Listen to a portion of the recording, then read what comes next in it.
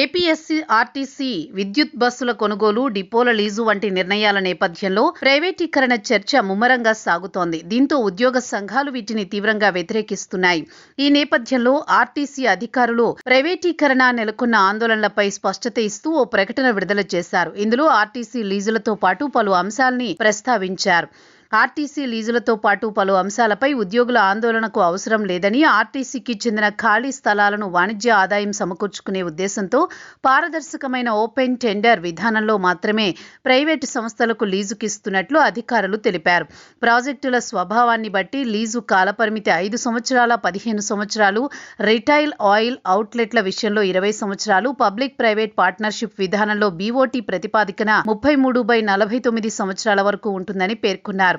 RTC స్థలాలను BOT ప్రాతిపదికన PPP విధానంలో లీజుకు ఇవ్వడం 2005 సంవత్సరం నుండి అమల్లో ఉందని గుర్తు చేశారు. సంస్థ ఆర్థిక వనరులను పెంపొందించుకునేందుకు చేపడుతున్న నిరంతర వాణిజ్య అభివృద్ధి కార్యక్రమాల్లో భాగంగా ఈ కేటాయింపులు కాలానుగుణంగా చేపడుతున్నట్లు తెలిపారు. సుమారు 24.86 ఎకరాల స్థలాలను 29 ప్రాజెక్టులకు బీఓటీ ప్రాతిపదికన లీజుకు కేటాయించినట్లు తెలిపారు. ప్రస్తుతం తిరుపతి బస్ టెర్మినస్ పునర్వ్యవస్థీకరణ ప్రతిపాదన పరిశీలనలో ఉందని, ఈ ప్రాజెక్టుకు జాతీయ రహదారుల ప్రాధికార సంస్థ ఆధ్వర్యంలోని ప్రత్యేక సంస్థ అయిన national highway logistics management limited సాంకేతిక సహకారం అందిస్తోందన్నారు.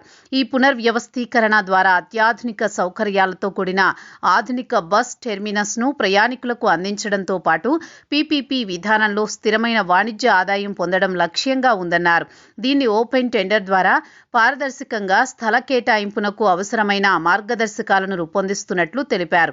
ఇది మినహా ఆర్టీసీకి చెందిన మిగతా ఖాళీ స్థలాలను పీపీపీ విధానంలో కేటాయించడం లేదా అభివృద్ధి చేయడానికి సంబంధించి ఎలాంటి ప్రతిపాదనలు పరిశీలనలో లేవన్నారు.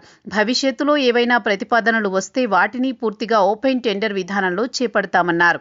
దేశవ్యాప్తంగా భారత ప్రభుత్వం అమలు చేస్తున్న పీఎం ఈ బస్ సేవా స్కీమ్ కింద అన్ని రాష్ట్ర రోడ్డు రవాణా సంస్థలు సబ్సిడీలను వినియోగించుకుంటూ అత్యాధునిక బస్ డిపోలు, ఛార్జింగ్ స్టేషన్లను నిర్మిస్తున్నాయని, ఈ పథకానికి అనుగుణంగా ఆర్టీసీలో ఎలక్ట్రిక్ బస్సుల వినియోగం నిర్వహణ కోసం అవసరమైన స్థలాలను గుర్తించి మిగిలిన ఖాళీ స్థలాలను పీపీపీ ప్రాతిపదికన దీర్ఘకాలిక లీజుకు కేటాయించడంపై నిర్ణయం తీసుకుంటామన్నారు. ఊహాగానాలు, వాస్తవాలకు అనుగుణంగా లేని ఆధారరహిత వార్తల పట్ల ప్రజలు, ప్రయాణికులు, ఔత్సాహిక పారిశ్రామికవేత్తలు, ఏపీ పీటీడీ సంఘాలు, ఇతర సంబంధిత వర్గాలు అప్రమత్తంగా ఉండాలని కోరారు.